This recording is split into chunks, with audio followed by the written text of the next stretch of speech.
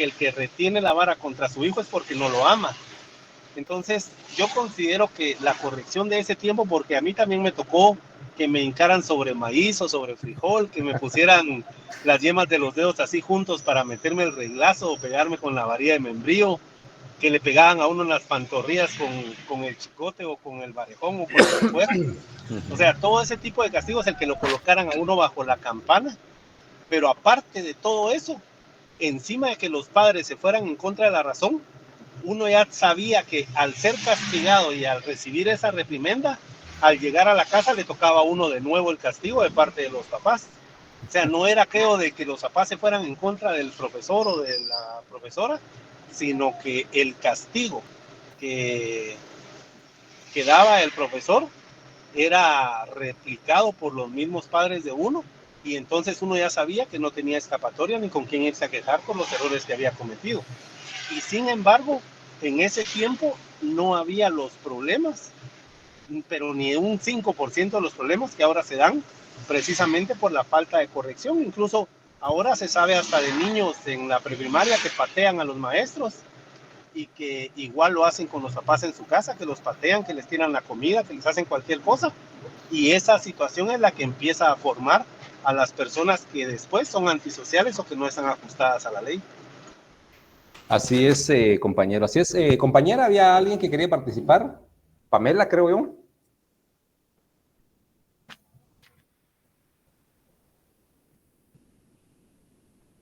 Bueno, por ahí vamos a ver si retoma la palabra la compañera que estaba levantando la mano con gusto. Vean, compañeros, esto no es para, como dijo el compañero, levantar polémica, sino que es precisamente para saber también en qué sociedades, cómo vivimos. Yo creo que todos estamos conscientes de esto y a veces queremos... Excelente, excelente. Entonces, es necesario saber en qué sociedad estamos, las costumbres, y también tomar en cuenta que de alguna manera queremos a veces adecuar nuestras costumbres a otras formas de vida, como por ejemplo el Código Penal. El Código Penal de Guatemala fue reformado. Bueno, cuento esto, fue reformado y resulta que es un modelo, imagínense ustedes, de Noruega, no al 100%, pero hay cosas de esos países sumamente avanzados en cultura, y entonces a veces no se acopla a nuestra forma de vida. Por ejemplo, en Noruega, pues si hay cárcel es una sola y es poco, pues es poca la delincuencia, sí hay, pero es poca. Pero allá comentaba un catedrático que cuando una persona es condenada en Noruega y le dictan la sentencia, esa persona está procesada, imagínense, por homicidio, si ustedes quieren, y está libre, lo tienen con medidas sustitutivas, y cuando es condenado a 20 años, 25 años de prisión, entonces cuando le notifican esa sentencia, el resultado, y que es una condena en su contra de privación de libertad, a él le dan un plazo, imagínense ustedes, le dan un plazo para que vaya a su casa, con su familia, con la sociedad, con su empresa o el trabajo que tenía, y deje las cosas en orden. Y le dan una fecha para que él llegue. Imagínense, a cumplir la sentencia. Y entonces, esa persona que fue condenada aparece con su equipaje, le darán las indicaciones qué es lo único que puede llevar, entonces lo lleva y se presenta para cumplir la pena. ¿Ustedes creen que en Guatemala sería lo mismo decirle a unos 10 muchachos, miren, ustedes están por extorsión, fueron condenados y les doy un mes para que vayan a poner en orden toda su casa y ahí regresan para cumplir su condena? No, ¿verdad, compañeros? Es imposible. Entonces, bueno, por lo que veo, hay muchos por aquí algo vividos, porque por ahí estoy viendo comentarios de que tuvieron la misma enseñanza, la misma disciplina, nos aplicaron la misma disciplina. Bueno, entonces, compañeros, por ahí también veía otra información en México, que por ejemplo en México, no sé si aquí ustedes, los que laboran en alguna empresa, pueden comentarme. Por ejemplo, en México estaba viendo de que en algunas empresas, no en todos, dan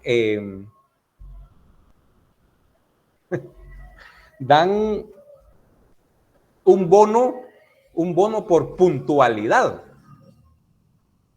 Entonces, imagínense ustedes dar un bono por puntualidad. No sé si en alguna empresa aquí en Guate alguien de ustedes sabe o trabaja para alguna empresa que dan un bono por puntualidad. Entonces, también eso como que es exagerado, porque si yo me comprometí a trabajar, tengo que cumplir. Pero para que se den cuenta, ves cómo se va suavizando todo, ¿verdad, compañeros? Y se está volviendo todo tan sensible y negocio, ¿verdad? Mira, está bien, pues hacerlo o no lo hagas y te voy a dar tal cosa. Así vamos, compañeros. Entonces, seguimos con la época de 1944. Bueno, termino cuando pregunté sobre si se aplicaba la ley de la vagancia. La mayoría dice que sí. Y saben, compañeros, ¿saben por qué es que la mayoría quiere eso? Y lo deseamos.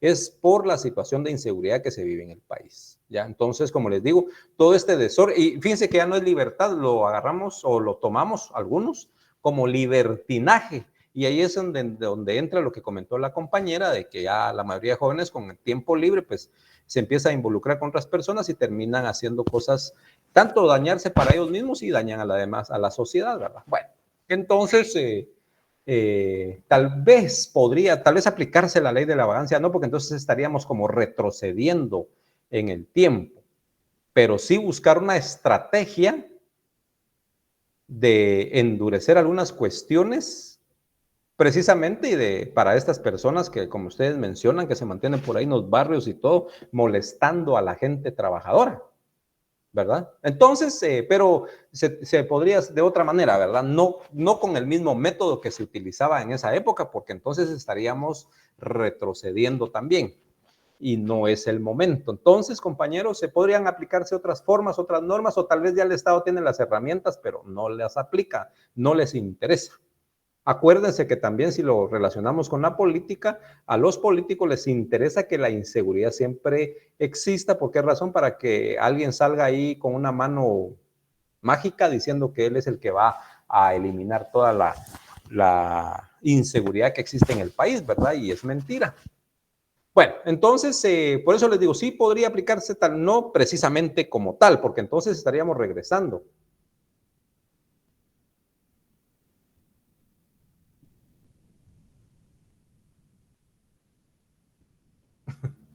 Entonces, compañeros, nos pasamos, después de esa época que les comenté de Jorge Ubico, pues entonces pasamos a la de 1944. Creo que la mayoría de ustedes, por lo que veo, ya está bien enterado de esta época, que fue una época en la cual se dio un poquito, digo un poco, porque, bueno, a comparación como se ha vivido, entonces sí podría decir que es bastante lo que se consiguió para los trabajadores, compañeros. Fue en esta época en donde sí se da el verdadero contenido popular, ¿verdad? Entonces, por primera vez en la historia de la política de Guatemala, las masas desposeídas conocen la justicia social a través de una efectiva protección y defensa de los intereses de la clase trabajadora.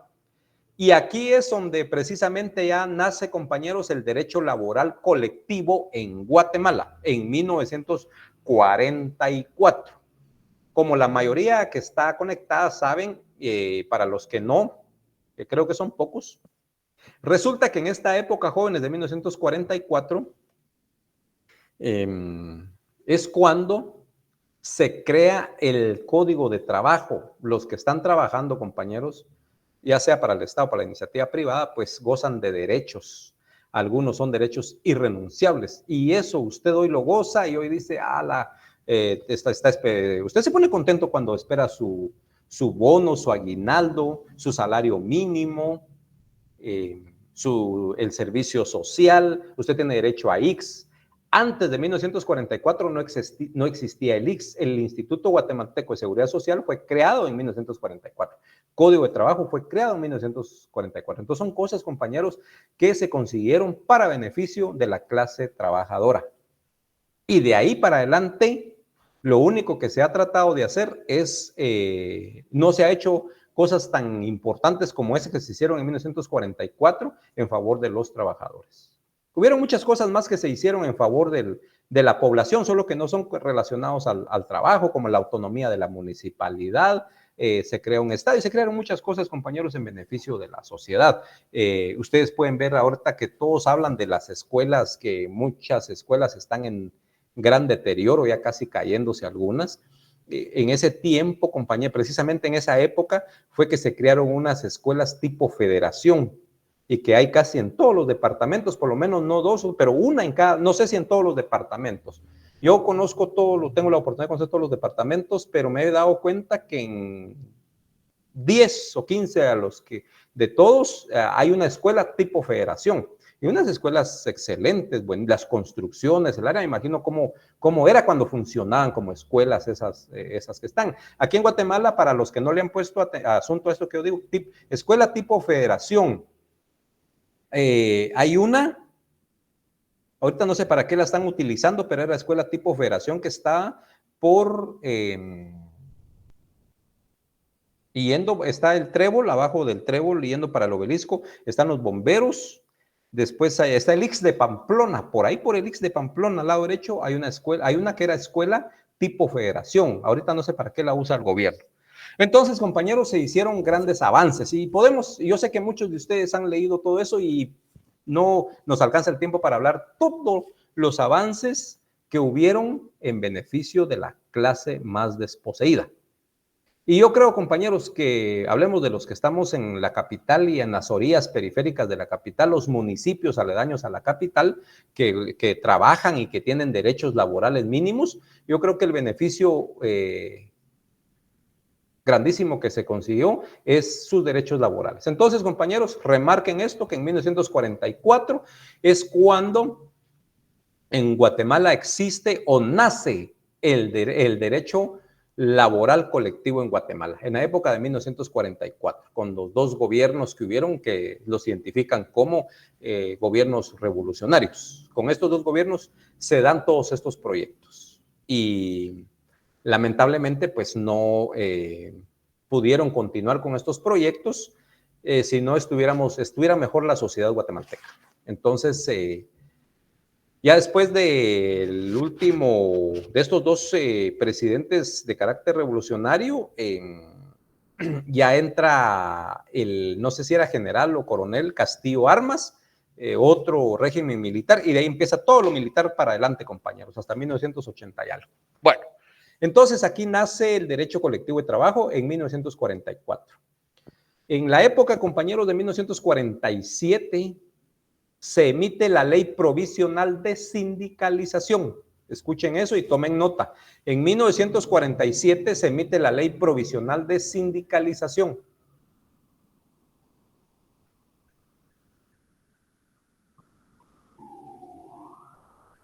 Perdón, licenciado, ¿podría repetir eso? Disculpe.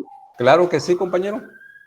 En el año de 1900, o época como quiera, de 1947, en ese tiempo se emite la ley provisional de sindicalización. Así le llamaron, o sea, la ley de sindicatos, pero la ley provisional de sindicalización.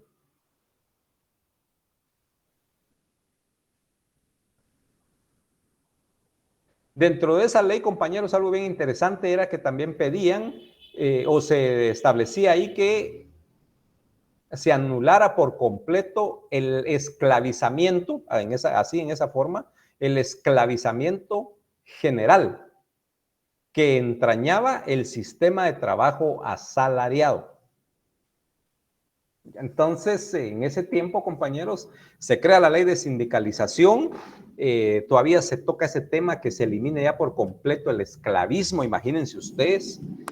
¿Por qué razón? Porque como nuestro territorio es eminentemente agrícola en un 90%, entonces tal vez aquí en la capital ya no se daba, pero en algunos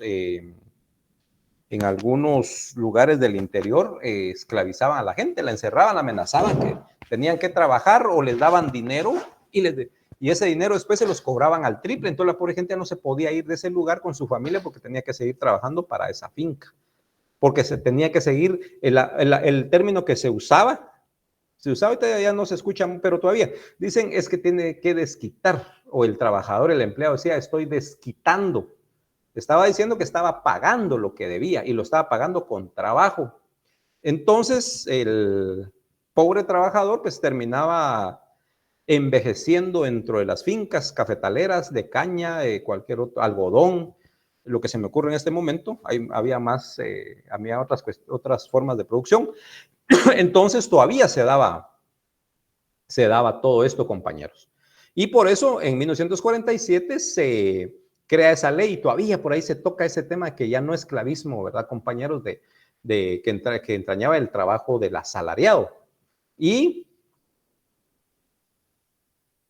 exactamente, se prohíbe el pago en especie, aunque todavía el Código de Trabajo, vamos a ver si no hay alguna reforma por ahí, pero todavía por ahí, no recuerdo el artículo, pero hablaba acerca de un poquito todavía este actual código del pago en especie, como lo dice el compañero, porque se pagaba en especie, jóvenes. Sobre todo, bueno, incluso a veces en alguna empresa, en las empresas se hacía en algunos tiempos, compañeros, venían y bueno, hablemos de 500 quetzales, por dar un dato nada más, 500 quetzales mensuales, y le pagaban la mitad en dinero y la otra mitad si producían, imagínense, antes del azúcar, la panela. No sé, yo sé que la mayoría, correcto, Juan Manuel, yo sé que la mayoría tal vez ya no,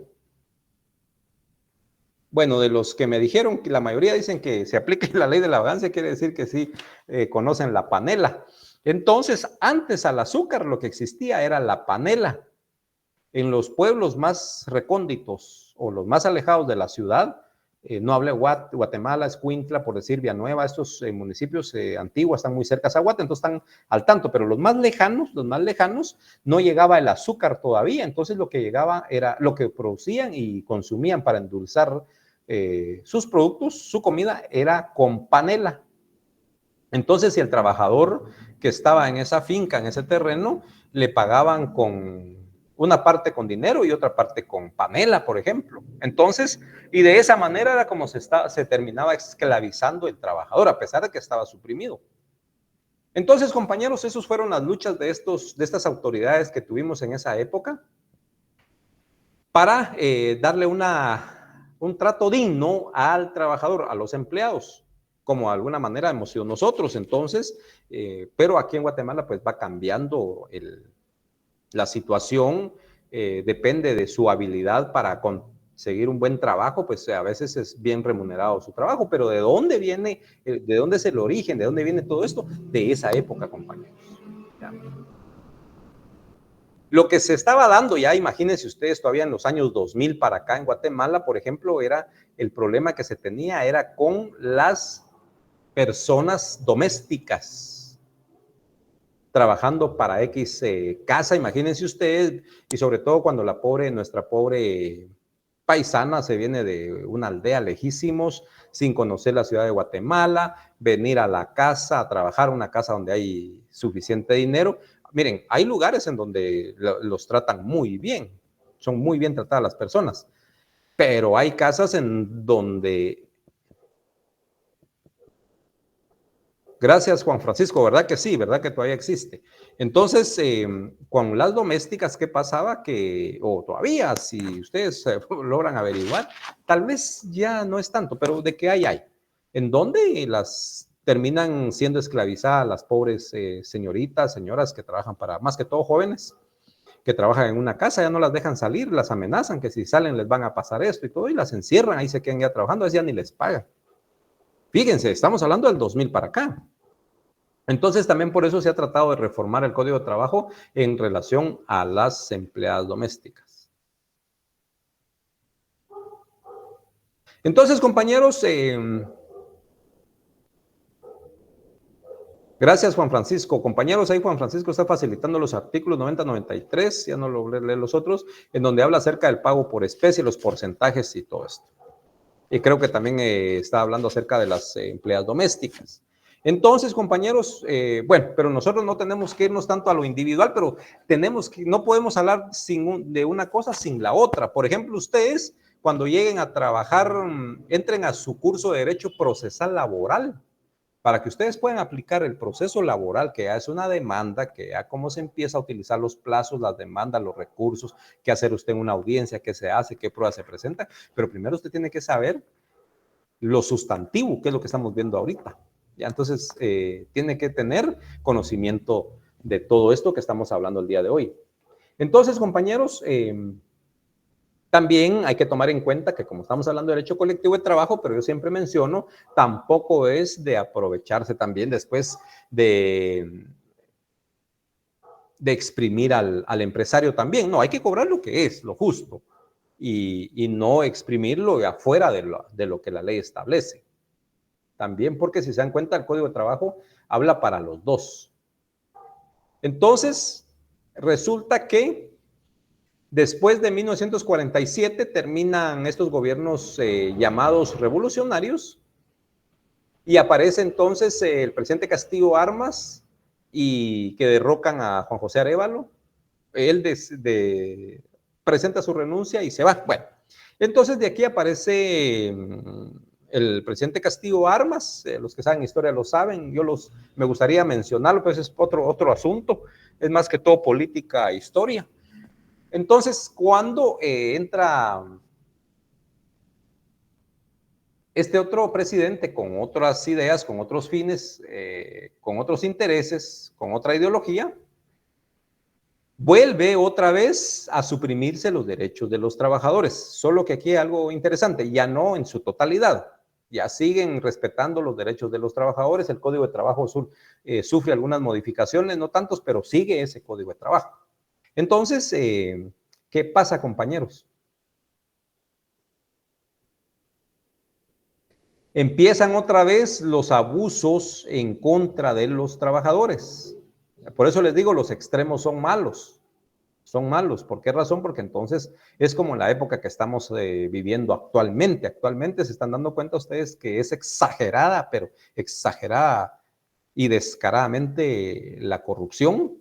Y entonces está tocando extremos. Y es por eso que está pasando esto, solo que ahora, gracias a Dios, los pleitos ya se están llevando de forma política.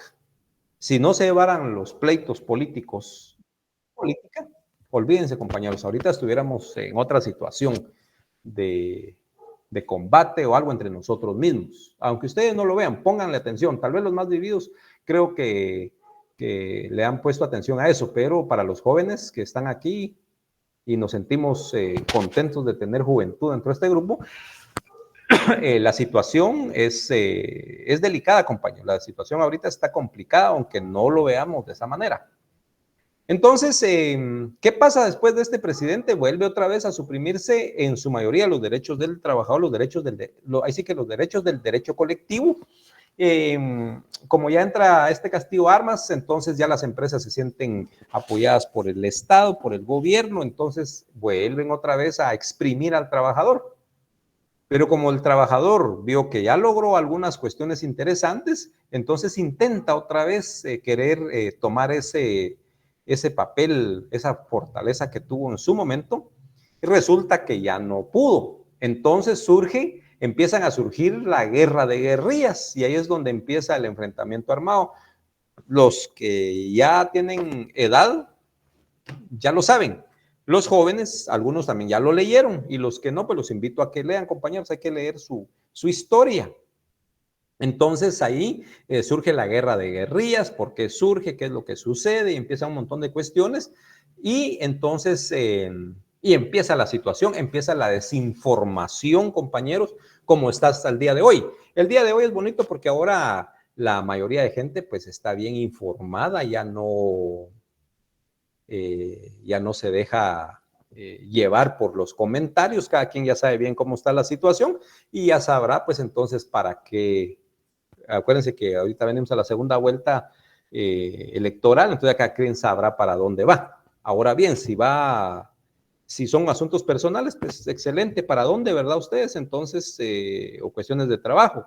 Pero si hay una situación en la cual hay una libertad de decir, bueno, ya quiero un cambio para mi pueblo, por lo menos en lo mínimo, porque también hay una estructura, compañeros, aclaro, hay una estructura ya que funciona, que está bien incrustada principalmente en el Congreso y después en algunas otras instituciones, que va a ser muy difícil que cambie todo, quede quien quede, ¿verdad? Entonces hay que tener cuidado con eso, quede quien quede, va a estar bien difícil que cambie. Tal vez van a haber algunos cambios, o por lo menos tal vez no cambios, pero se van a detener cuestiones que estaban siendo exageradamente aplicadas en detrimento de la sociedad guatemalteca. Entonces, compañeros, surgen las guerras de guerrillas, empieza el enfrentamiento armado, todo por los abusos, como les digo, el abuso incesante del capital, y entonces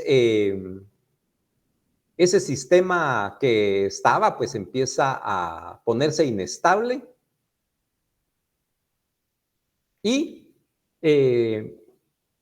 empieza todo ese conflicto armado, compañeros, en donde los dos grupos peleando fuertemente, las guerrillas se van a las montañas, empiezan en la ciudad, se van a las montañas, se arman bien, hay mucho derramamiento de sangre y surgen un montón de cuestiones, compañeros. Entonces,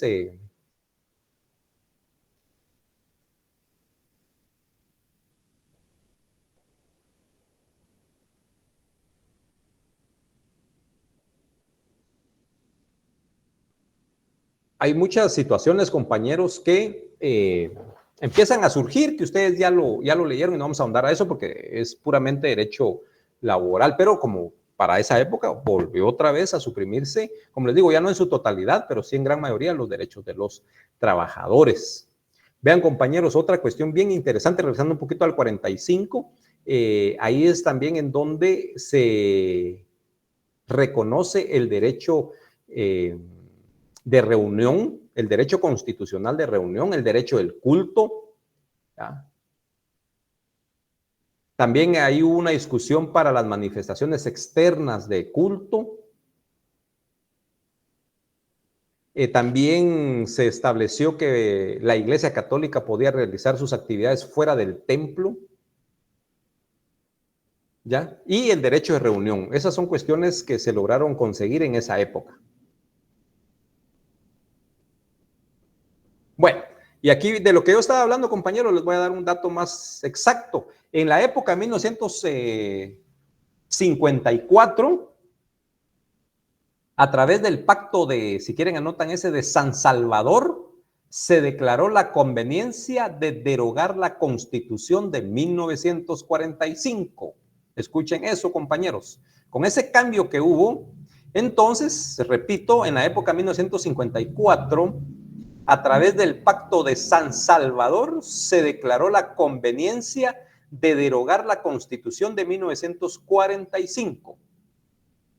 Se promulga un texto constitucional provisional llamado Estatuto Político de la República de Guatemala. Mientras se creaba la nueva Constitución Política. Vic, perdón la molestia. ¿Diga? ¿Podría ser tan amable de repetir, se elabora, qué fue lo que se elaboró después de la derogación de la Constitución? Ahí va, pues, repito, compañeros, en el 54, a través del Pacto de San Salvador, se declaró la conveniencia de derogar o anular la Constitución de 1945, la que reconocía todos los derechos del trabajador. Se promulga entonces, dice, primero, imagínense, pues, en el 54 se celebra un pacto en San Salvador, pacto llamado de San Salvador. Se declaró la conveniencia en ese pacto de derogar la Constitución o anular la Constitución de 1945. Entonces se promulga un texto, escuchen, se promulga un texto constitucional, pero provisional, llamado Estatuto Político de la República de Guatemala, mientras se creaba la nueva Constitución Política. En este estatuto, compañeros, se reconocía, sí se seguía manteniendo que se reconocía el derecho de reunión, el derecho de asociación.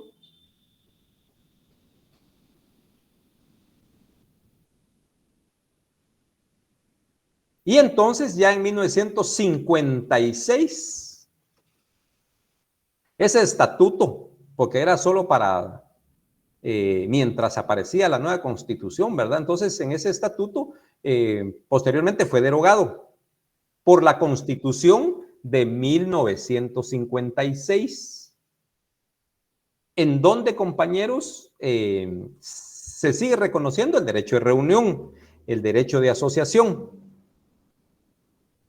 Pero en esta constitución o en esta época también fueron suprimidos varios derechos de los trabajadores. Así también fueron suprimidos varios derechos de los trabajadores del Estado. ¿Sí, compañera? Buenas noches, licenciado. Buenas noches. Según entiendo, todos los derechos que se habían hecho para el trabajador en el 44, que fue la revolución, entonces me imagino que en la contrarrevolución que fue en el 54, fue como a conveniencia del Estado que colocaron esa promulgación. Es lo que yo estoy entendiendo ahorita. Así es, Karen. Correcto. Gracias, licenciado. Así es. Muy bien. Así es. Entonces, todos esos derechos que conseguimos, bueno, si conseguimos, ¿verdad? Que se consiguió en el 45, como lo dijo la compañera, no en su totalidad, pero sí en un 90%, fueron suprimidos esos derechos laborales en esta nueva constitución, que exacto lo habían hecho precisamente las autoridades que se tenían en ese tiempo. Y entonces sí mantuvieron, dice, el derecho de asociación como derecho constitucional y el derecho de reunión. ¿Por qué hablamos aquí de esto, compañeros? Porque se acuerdan que para poder el derecho colectivo de trabajo, colectivo, habla de muchos. Entonces, primero tiene que haber un derecho de asociación. Entonces, primero, compañeros, antes de que esté el grupo, el que conforme una organización colectiva de trabajadores, primero tiene que tener ese derecho de asociación. Y como es constitucional ese derecho de reunión, derecho de asociación, entonces usted ya puede asociarse como trabajador, como profesional, como músico, como lo que quiera. Derecho de asociación. Entonces, como las iglesias evangélicas, ya vieron ustedes que también ellos aplican el derecho de asociación y es así como ellos se organizan. Si ustedes ven su organización de una iglesia evangélica, se constituye en escritura pública como asociación y es inscrita en el REPEJO, en el Registro Nacional de las Personas. Hay un apartado especial ahí para las iglesias evangélicas. Y pues ya después ya funcionan como tal, tienen ese derecho de reunirse, ¿verdad? Entonces es un derecho constitucional que surge en el 45. En el 54, en la contrarrevolución, como muy bien lo manifestó Karen, suprimen varios derechos de los trabajadores, pero no suprimen el derecho de asociación y el derecho de reunión. Ese sigue. Pero sí fueron suprimidos en su mayoría los derechos laborales, compañeros. En esta nueva constitución del 56, se simplificó el despido de forma justificada por parte del patrono. Después del 56, compañeros, el patrono podía despedir en cualquier manera, en cualquier momento a los trabajadores de forma, escuchen, de forma justificada. En cualquier momento se le ocurría y bueno, estás despedido. ¿Ya? Y entonces esa persona que era ese trabajador era despedido, no gozaba de derecho de indemnización, solo a sus irrenunciables. ¿Ya? Entonces podríamos decir que estábamos retrocediendo a lo que se había conseguido en esa época del 45. Y así surge, compañeros. Después de Castillo Armas, se me olvida el otro presidente, aparece un presidente civil por ahí que es... Dios mío, lo tenía en mente, hay un presidente, es abogado, creo yo, si no estoy mal. Es el único, creo, civil que está desde Castillo Armas hasta el 82, 84, si no estoy mal, la mayoría son militares. Y dentro de ellos hay uno que es civil, creo que es abogado. De hecho, un hijo de él ya fue ministro de Comunicaciones en el tiempo de Jimmy, si no estoy mal. Por ahí se han acordado, ustedes fue en el 60 y algo.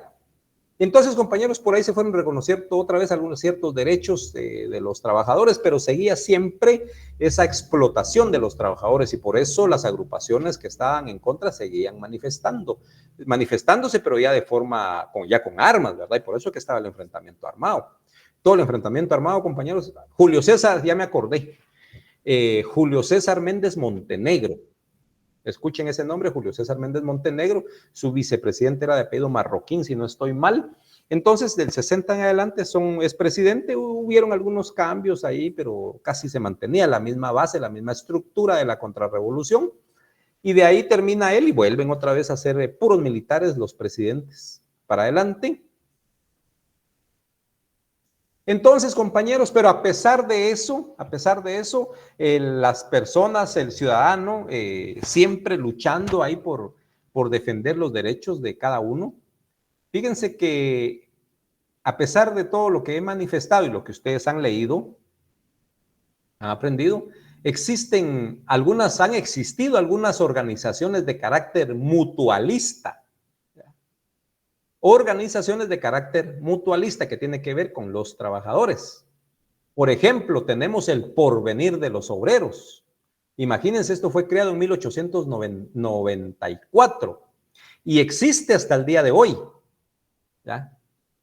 El Porvenir de los Obreros, si no estoy mal, atrás de la casa presidencial o a un lado, ahí está el salón, compañeros, del Porvenir de los Obreros.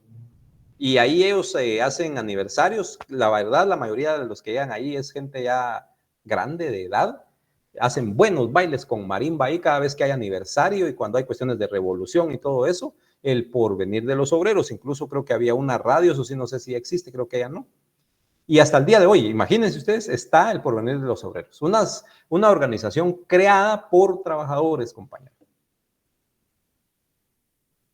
También existió la Sociedad Joaquina, que llevaba el nombre de la madre del dictador Estrada Cabrera, Manuel Estrada Cabrera. Esta Sociedad Joaquina pues también trataba de hacer lo contrario a lo que hacía su hijo, de ayudar un poco a los trabajadores. Entonces, compañeros, así es como se iban formando las agrupaciones. Están las agrupaciones que sin ser sindicatos se apoyan en el derecho de asociación de los trabajadores. Y de ahí nos venimos un poco más adelante, bueno, pero después de 1894, porque ahorita estoy hablando de organizaciones, compañeros, con nombres. Principales organizaciones sindicales en el periodo de 1920 a 1930, que estamos hablando de Manuel Estrada Cabrera, surge el Sindicato de los Ferrocarrileros de Centroamérica, IRCA, Sindicato de Ferrocarrileros. Como ya lo mencioné, pues el medio de transporte sumamente importante en esa época era el ferrocarril. Ahora, pues ustedes saben, tenemos los tráiler. Estoy hablando transporte interno, tráiler, avión, helicóptero, avionetas, ya que son de transporte del producto. Entonces, imagínense ustedes en aquella época los ferrocarriles llenos de banano, de plátano. Ahora ustedes miran, en algún momento venía a trabajar de la costa y paramos por ahí a descansar en alguna recta que había de esa carretera. Entonces, no sé por qué estaba almorzando y estaba viendo para la carretera.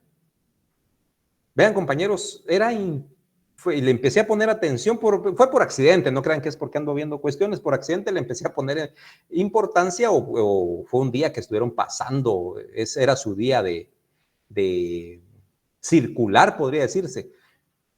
Compañeros, miren, fue impresionante la cantidad de tráiler de La Chiquita. ¿Ustedes saben qué producto maneja La Chiquita? Banano, Oli. Banano, Correcto. licenciado. Muy bien, compañeros, están bien informados. Eso está bien. Correcto, banano. Miren ustedes, impresionante la cantidad de tráiler que pasaron. Y todos, miren ustedes, eran, para hacer un porcentaje de 20 tráiler que pasaron, me atrevo a decir que 15, 16, todos eran Chiquita. No sé si ese día era su día de circulación, pero eso fue lo que logré ver en carretera. Estoy hablando de Mazatenango a Escuintla. Fíjense, fue impresionante. Entonces, esas empresas pues siguen laborando, solo que ya fueron transformadas también, ¿verdad, compañeros? Ya el trabajador es mejor pagado, mejor atendido, creo yo. Entonces, desde esa época, compañeros, estuvo Se creó entonces el Sindicato de los Ferrocarrileros de Centroamérica. Como ustedes saben, se determina la cuestión del ferrocarril y empiezan ya los trailers, pues sí, entonces por eso les digo que ya, pero todas estas formas de pago, de cómo vive ahora, de cómo viven los trabajadores de estas empresas, pues ya sus pagos, sus derechos laborales son diferentes. Pero, ¿quién consiguió eso? Estas organizaciones sindicales. Tenemos el sindicato de trabajadores de la United Fruita, compañía UFCO, que era de banano en ese tiempo también. También lograron hacer un sindicato, pero que a pesar de tener sindicato de trabajadores, como ustedes pueden ver, no podían, ellos luchaban y no lograban conseguir que se les dieran todos sus derechos laborales como debía ser. Hasta que llega hasta que llega la revolución del 44, es ahí donde entonces sí ya empiezan a reconocerse los derechos de los trabajadores. Y es ahí donde empieza el problema del presidente que ustedes ya saben, y por eso pues fue derrocado. Y de hecho fue derrocado por intereses económicos extranjeros, como ustedes ya lo saben. Fíjense que por accidente también estaba viendo un programa de los gigantes de la comida. Y dentro de los gigantes de la comida estaban hablando que el banano, dice que en Estados Unidos no conocían el banano, imagínense. En 1940, 50, por ahí dice que se empezó a introducir el banano y el plátano en Estados Unidos. Para ellos ese era un producto que no era consumido, no podían consumir los humanos, ¿verdad? Tal vez solo los monos podían comer el banano, pero empezó a llegar del Caribe.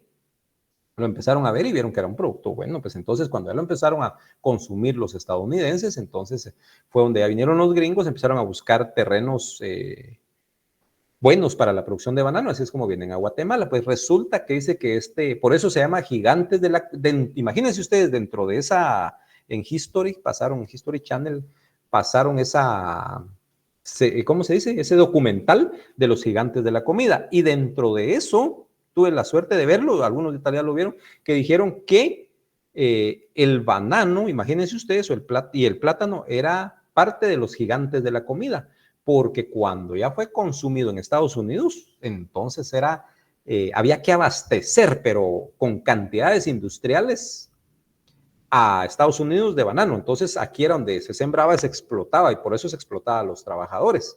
Entonces, cuando ya se empezaron, este gobierno del 45 luchó para que los trabajadores fueran debidamente remunerados como se merecían, entonces empezaron ya las presiones económicas sobre lo político. Entonces, el derrocamiento de ese presidente fue desde Estados Unidos.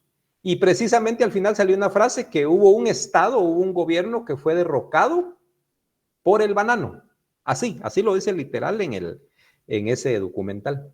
Fíjense, compañeros, entonces desde ahí viene todo. Y lo reconoce el documental, y dice, no recuerdo porque no quiero pasarme aquí de chismoso, pero sí dice que hubo un estado o un gobierno, un presidente que fue derrocado por causa del negocio del banano en el 45. Entonces ustedes pueden hacer sentido común y lógica, ya saben a quién se refiere, que sí, yo creo que no dicen el nombre del estado, pues sabíamos que era Guatemala. Entonces, compañeros, surgen estos sindicatos, y al estar ya estos sindicatos creados, que era el IRCA y la UFCO, entonces se funda la Federación Obrera de Guatemala para la Protección Legal del Trabajo, abreviado FOG, F-O-G. FOG, voy a repetir. Habían otros sindicatos, compañeros, un poquito más pequeños, pero los que eran sumamente importantes eran estos dos, la Sindicato de los Ferrocarriles y la de los trabajadores en las fincas bananeras. ¿Por qué? Porque la cantidad de gente era una cuestión muy impresionante. Entonces, cuando estos se logran organizar como sindicatos, toman una gran fuerza, y entonces es donde forman y fundan la Federación Obrera de Guatemala para la Protección Legal del Trabajo, abreviado FOG.